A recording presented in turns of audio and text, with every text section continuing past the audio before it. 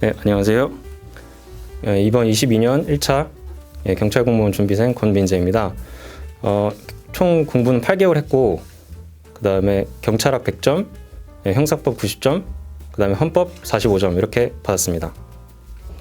네, 저희 사촌 형이 현직 경찰관이신데, 사촌 형도 이제 경찰 공무원 준비하실 때 신강은 경찰학원에서 공부를 하셨고, 그 다음에 현직 분들도 신강은 경찰학원 지금 수강을 많이 하고 있다고 해서 주저하지 않고 저도 신강은 경찰학원 선택했습니다. 일단은 저는 공부 시간을 확보하는 거는 절대적으로 필요하다고 생각합니다.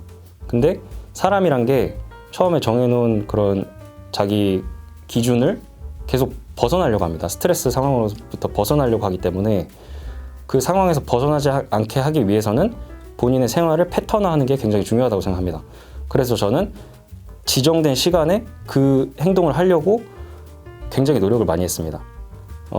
예를 들면은 제가 뭐 집에 이제 밥 먹으러 들어오면서부터 경찰학 유튜브 1일 1체 강의를 바로 틀었고, 제가 이제 11시까지 이제 스터디 카페에서 공부를 했는데, 가끔 이제 11시 뭐 되기 전에 한 10시 50분에 공부가 끝나는 날이 있습니다. 그래도 거기서 나오질 않았습니다.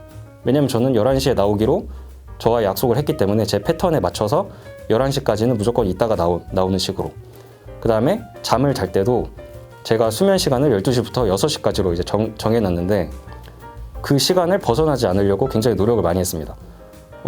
어떤 날은 이제 공부를 조금 더 오버해서 하다가 잠을 늦게 자는 경우도 있었는데, 그런 날들이 이제 점점 모여가지고 제가 이제 수면 기록을 했을 때 일주일 단위로 봐서 좀 오버된 것 같다. 수면 시간이 예를 들면 12시 반에서 6시 반으로 이런 식으로 좀 제 패턴에서 벗어난 것 같다. 그러면은 그걸 다시 이제 정리를 해가지고 다시 12시에서 6시로 끌어오는 식으로 다시 인식을 해서 패턴에 다시 맞추는 식으로 그런 식으로 전체적으로 관리를 했습니다. 그냥 군말 없이 교수님이 하시는 말씀, 강조하셨던 부분 이런 것들 다 따랐던 게 비결이 아닐까 싶습니다. 이제 교수님이 수업 시간에 다뤄주시는 내용만 해도 양이 충분하고 그것을 벗어나는 내용은 크게 나오지 않습니다. 그리고 그 벗어나는 내용은 솔직히 다른 학생들도 공부 안 합니다. 그렇기 때문에 다뤄주시는 내용만 열심히 공부하면 되는데, 제 생각에는 학생들이 괜히 이제 거기서 중요도를 나누고 편식을 해서 공부를 하는 것 같습니다. 저는 그러지 않으려고 모두 공평하게 다 똑같이 열심히 공부했고, 그래서 고득점을 받을 수 있었던 것 같습니다. 자료들, 빈칸 자료들 그런 것도 굉장히 여러 번 반복해서 풀었고, 그리고 무엇보다 저는 교수님께서 운영하신 유튜브 채널에 1일 1제 그거를 굉장히 애용을 많이 했습니다. 그래서 뭐 밥 먹으면서도 보고, 제가 아침에 헬스를 했는데 헬스하면서도 그 영상을 그냥 틀어놓고 귀에 이어폰 꽂아놓고 그냥 틀어놓고, 그다음에 양치할 때도 틀어놓고 그런 식으로 제가 집중을 해서 듣진 않았지만 그냥 흘려듣는 것만으로도 이렇게 머릿속에 그냥 자동으로 뭔가 이렇게 쌓였던 것 같습니다. 시험이 가까워졌을 때 굉장히 멘탈적으로 많이 흔들리고 자신감도 많이 떨어지고 그랬었거든요. 근데 이제 유튜브 1일 1제 강의 마지막 시간에 교수님께서 여기까지 들으신 분들은 무조건 합격입니다. 그렇게 말씀해 주셨고, 또 그 유튜브 위에 배너에 너가 아니면 누가 합격하겠니? 넌 합격이야 이렇게 써 있는데, 그거를 저는 볼 때마다 굉장히 많이 힘이 났던 것 같습니다. 경찰학 푸는 시간은 한 25분 정도, 그 정도 걸렸던 것 같습니다. 일단 가장 큰 공헌을 한 거는 2단계 동형 모의고사가 아닐까 싶습니다. 이게 2단계 동형 모의고사로 기출 문제를 전체적으로 다 접하고, 이제 한 달 남았을 때부터 2단계, 3단계 이렇게 하고, 그 다음에 시험 일주일 정도 전부터는 기출 지문들을 싹 정리를 해가지고 제가 모르는 부분들을 싹 골라냈습니다. 그리고 그 부분들에 체크를 해놓고 포스트잇 붙여놓고 일주일 전부터는 그거를 줄여나가는 방식으로 공부를 했습니다. 그래서 포스트잇 떼내고 결국 시험 전날에는 딱 그 전날만 볼 수 있는 분량만큼만 남겨놓고, 그것마저도 이제 전날에는 다 완벽하게 암기를 하고 그러고 시험장에 갔던 것 같습니다. 저는 경찰학이 이제 마지막에 있었고, 제가 앞에 부분에서 약간 되게 긴장을 많이 하고 멘탈이 살짝 나가서서 경찰학을 문제를 딱 봤을 때는 정말 그냥 머릿속이 약간 하얘져 있는 상태였습니다. 근데 그럼에도 제가 100점을 받을 수 있었던 거는 그냥 평소에 이제 꾸준히 이제 학습을 했고 기출 문제 위주로 공부를 했기 때문에 그냥 본능적으로 약간 풀 수 있었던 것 같습니다. 네. 이제 형사법 같은 경우는 보통 이제 재산죄들을 어려워하시는데요. 저도 재산죄가 참 많이 힘들었습니다. 그 이제 교수님께서 처음에 말씀하시기를 재산죄는 어려운 게 아니고 단어가 익숙하지 않기 때문에 어려운 거다. 그렇게 말씀을 해주셔서 그 좀 부담감을 덜 가지고 임할 수 있었던 것 같습니다. 실제로 나중에 단어가 좀 익숙해지니까 그 개념을 받아들이기가 오히려 다른 것들보다 더 쉬웠던 것 같습니다. 제가 생각할 때 신강원 경찰학원의 가장 큰 장점은 단계별 커리큘럼이라고 생각합니다. 처음에 저는 기본 개념, 기출, 그리고 심화 기출, 그 다음에 2단계, 3단계 이렇게 수강을 했습니다. 그 심화 기출 강의에서 교수님들이 매우 세세하게 이제 자세한 내용을 다뤄주셨기 때문에 그 내용을 제가 이제 최대한 소화하려고 노력을 했고 그래서 바로 2단계로 넘어가는데 지장이 없었던 것 같습니다. 그 커리큘럼이 이제 단계별로 구성이 되어 있기 때문에 처음에는 이제 약간 좀 전체적으로 아우르는 그리고 나중에는 좀 더 이게 세세하게 심화 기출에서는 좀 더 세세하게 그리고 1, 2, 3단계에서는 이제 실제로 문제 적용을 하는 그렇게 단계가 구성이 되어 있습니다.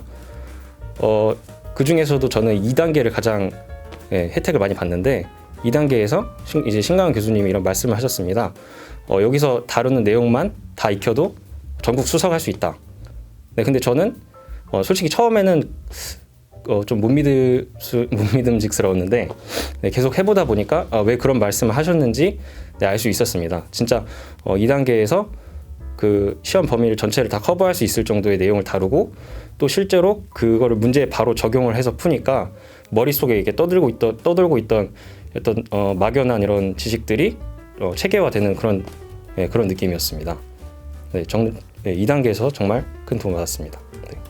윌비스 경찰학원의 커리큘럼 중에 2단계, 3단계 프로그램이 가장 효율적이고 현실적이고 도움이 많이 된다고 생각을 합니다. 그때 이제 많은 학생들이 성적이 많이 오르고 저 또한 그때 실력이 정말 하루하루 느는 게 느껴질 정도였습니다. 그 전까지는 그냥 정보들이 머릿속에서 막연하게 이게 떠돌아다니고만 있었는데 그거를 문제에 이제 적용을 하고 문제를 풀면서 제가 뭘 모르는지 그런 것들을 파악을 하고 그 부분들을 제가 따로 찾아서 공부를 하고 그런 과정에서 성적이 많이 올랐던 것 같습니다. 이제 멘탈 관리의 가장 중요한 점은 자신감이라고 생각합니다. 그 자신감이라는 거를 이제 중요하다는 건 모두 다 알고 있지만 실제로 그거를 컨트롤하는 거는 정말 쉽지 않고 저도 사실상 100% 한다는 건 불가능하다고 생각을 합니다. 그럼에도 약간 스스로 계속해서 암시를 걸고 나는 할 수 있다. 내가 아니면 누가 하냐. 이런 식으로 계속해서 자기 암시를 하다 보면은 결국에는 어느 정도는 믿게 되는 것 같습니다. 스스로가.